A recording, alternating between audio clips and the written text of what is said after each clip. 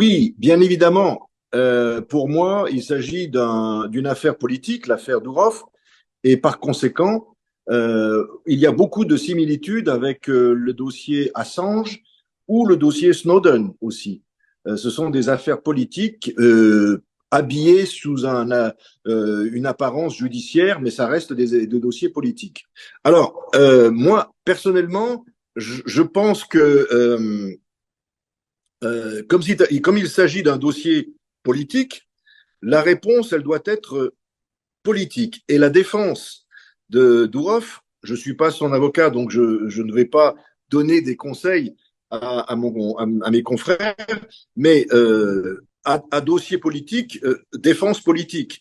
Ce qui veut dire que oui, l'opinion publique internationale, les réactions de l'opinion publique internationale sont importantes précisément dans la défense de Dourov.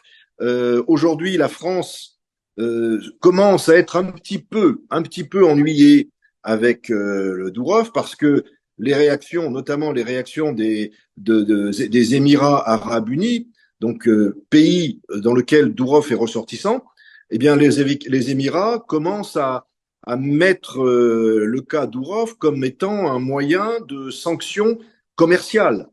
Les Émirats sont un gros client pour la France, notamment en matière militaire, d'armement, et les Émirats ont déjà fait savoir que, en fonction du traitement qui sera fait à Dourov, ils pourraient ne pas commander un certain nombre de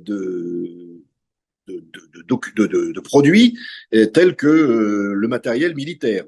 The penalty, combien il peut, quelle est la sanction pénale?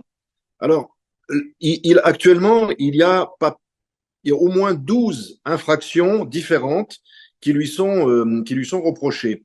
Et parmi ces 12, certaines infractions sont punies jusqu'à 10 ans d'emprisonnement.